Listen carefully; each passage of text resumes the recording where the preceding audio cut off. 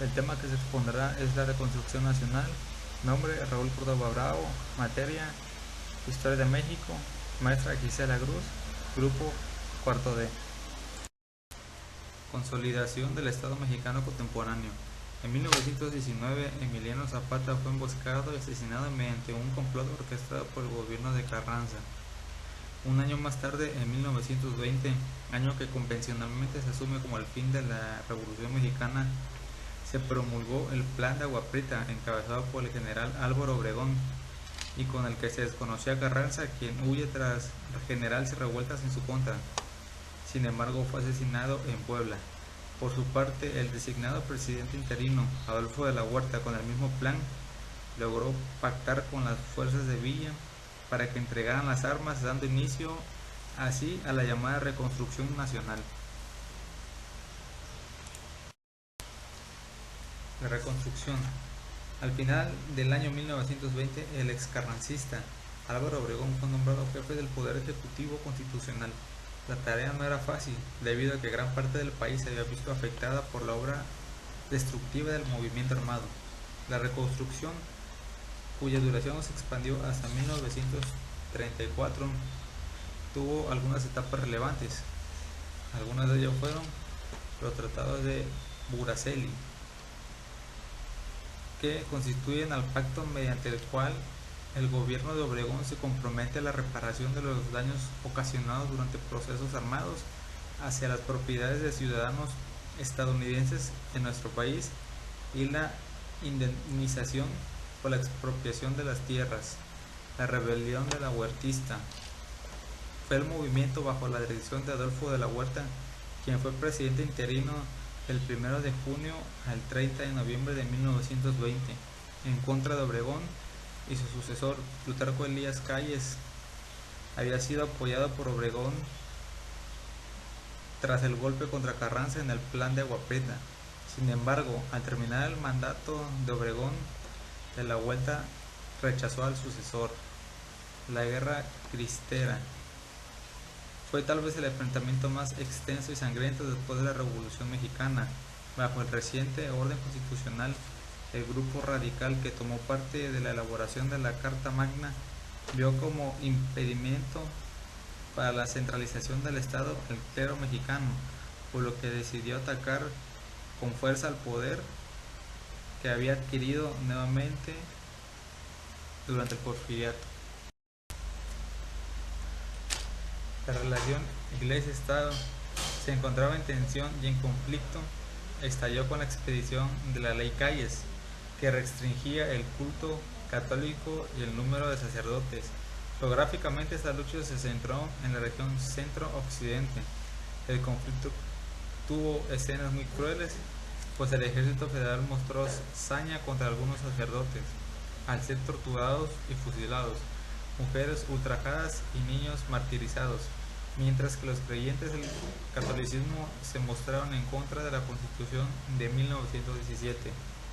El Maximato es la etapa en la que el general sonorense Plutarco Elías Calles se autonombró como el jefe máximo de la revolución. Para Calles no fue necesario la reelección, pues de forma inteligente ejerció su influencia sobre tres mandatarios, que fueron Emilio Portes Gil, quien asumió el cargo como interino; Pascual Ortiz Rubio, presidente constitucional, primero en ser postulado por el Partido Nacional Revolucionario, creado por Calles y antecedente del PRI; y finalmente el general Abelardo Rodríguez, quien concluyó su periodo a finales de 1934. Durante este periodo se da un lento reparto de tierras, la clase media crece y los revolucionarios en el poder se enriquecen. El cardenalismo. En la década de los 20 destacó como vigilante de la soberanía por la mala acción que ejercían algunas compañías petroleras extranjeras, y combatió contra la revuelta que encabezaron algunos generales descontentos tras el asesinato de Obregón. Colaboró de manera estrecha con Calles, pero se dio una ruptura cuando el jefe máximo quiso ejercer la misma influencia hacia el michoacano, misma que ya había aplicado con sus aliados, por lo que es expulsado de México durante el primer año de gobierno del presidente Cárdenas. El cardenalismo se distingue por ser un momento coyuntural para México a los ojos del mundo, que se encontraba en periodo de entreguerras y bajo una fuerte crisis económica, mientras que el nazismo y el fascismo italiano se habían consolidado en Europa. La postura de Estados Unidos sobre América Latina disminuyó, lo que le permitió aplicar algunas políticas de transformación para el Estado mexicano, como la nacionalización de la industria petrolera en aquel marzo de 1938. De lo más destacado de su gobierno fue el fortalecimiento de las organizaciones populares, como los sindicatos de ferrocarrileros, petroleros, taxistas y la Confederación General de Obreros Campesinos de México. De Ávila Camacho hasta Gustavo Díaz Ordaz. Manuel Ávila Camacho estuvo en el mandato de 1940 a 1946. Se caracterizó por tener un discurso menos incendiario y mucho más conciliador. Imprimió un enfoque más socialista y a su vez radical durante su gobierno. Llamó un espíritu de lucha que dividió a la sociedad. En cambio, Ávila Camacho, que revolucionario, tenía una formación católica. Hacia 1942, tras el hundimiento de los buques petroleros del Llano y Faja de Oro, presumiblemente causada por submarinos alemanes, Ávila Camacho declaró la guerra a las potencias del eje. En materia de bienestar, su máximo logro fue la creación del Instituto Mexicano del Seguro Social, el IMSS, en 1943, con lo que fortaleció el apoyo al sector obrero. Miguel Alemán Valdés duró de 1946 a 1952. Fue el primer presidente civil de México contemporáneo. Su gabinete estaba conformado por civiles universitarios. Estuvo a favor de la industrialización. Para ello, alentó la inversión de capital privado extranjero y del país. Fue así como autorizó la extracción del petróleo por parte de empresas estadounidenses. Durante su mandato se detuvo la reforma agraria y la buena relación del Estado con el clero se recuperó. Alemán, al igual que su predecesor, estuvo a favor de la industrialización del país. De las grandes obras de infraestructura se puede mencionar la construcción de complejos turísticos, presas y la ciudad universitaria de la Universidad Nacional Autónoma de México. A pesar de sus medidas económicas de crecimiento, al final de su periodo al mando se presentaron dos fuertes devaluaciones.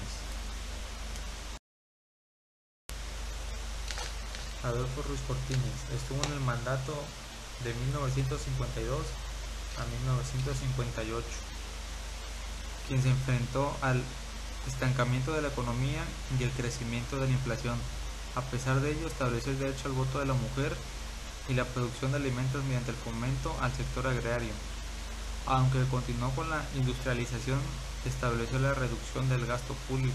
Con este factor político se inició el llamado milagro mexicano. Adolfo López Mateos, de 1958 a 1954. Destaca la nacionalización de la industria eléctrica, un mayor control del gasto público y la limitación a las importaciones. Gracias a sus medidas creció la producción industrial y aumentaron las exportaciones, con la firma de tratados con países de Europa y Asia. Cabe decir que, pese a reprimir manifestaciones populares, impulsó la reforma agraria integral. Gustavo Díaz Ordaz, de 1964 a 1970.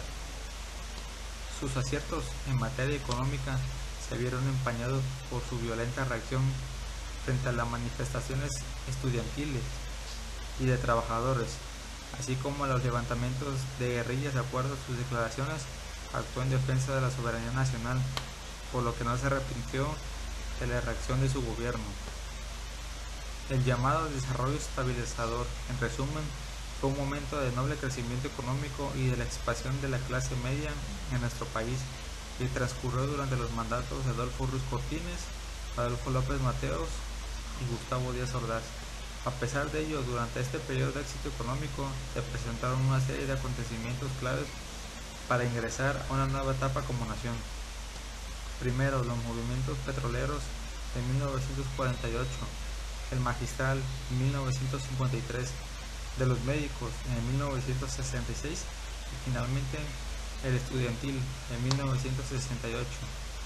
Este último fue el de mayor explosión y de fuerza hacia la figura gubernamental, representada por Gustavo Díaz Ordaz, quien se mostró como el más autoritario de esta generación de mandatarios del México postrevolucionario.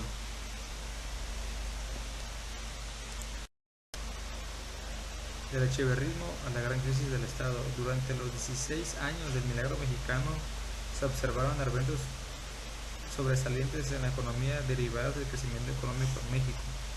Para 1968 México fue sede de los Juegos Olímpicos, situación a la que no cualquier país podía acceder, ya que se consideraba un privilegio exclusivo para las naciones desarrolladas. Luis Echeverría se esforzó en revertir los agravios cometidos contra ciertos sectores de la sociedad y culpó al modelo de desarrollo estabilizador de las desigualdades sociales. Promovió la inversión en infraestructuras y permitió el aumento del intervencionismo del Estado. Generó un excesivo gasto público que endeudó al país. Esto provocó una devaluación al final de su sexenio y con ello concluyó el llamado milagro mexicano. José López Portillo estuvo en el poder de 1976 a 1982. Trajo la expectativa de optimismo a la que el presidente respondió con la frase "preparémonos para administrar la abundancia". Los precios internacionales de los hidrocarburos se encontraban en un nivel alto, por ello no se midió el riesgo de la excesiva contratación de créditos con el exterior. En ese entonces el gobierno federal era propietario de cerca de 1000 empresas paraestatales, es decir, organismos descentralizados en los que participa el Estado, que hacían gran dispendio de recursos y eran insuficientes.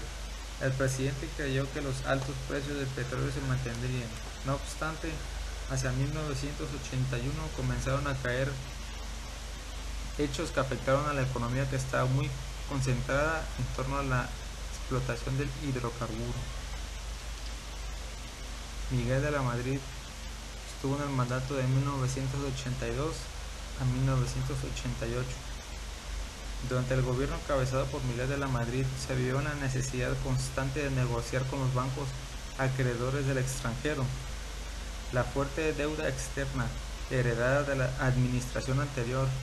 Una de sus misiones esenciales fue desmantelar la excesiva presencia gubernamental en la economía, y se destacó por ser el primer presidente mexicano con un posgrado en el exterior, tal vez de allí su influencia neoliberal. Uno de los episodios más nefastos acontecidos durante su sexenio fue el terremoto de septiembre de 1985. Este evento expuso las fallas del ya desgastado sistema político mexicano. La sociedad civil fue solidaria con los afectados y el gobierno se mostró pasivo ante las circunstancias. Además, se negó a recibir la ayuda internacional. Todo ello socavó la confianza de la ciudadanía rumbo a las elecciones presidenciales de 1988, donde el partido oficial vio por primera vez una caída en la preferencia del electorado.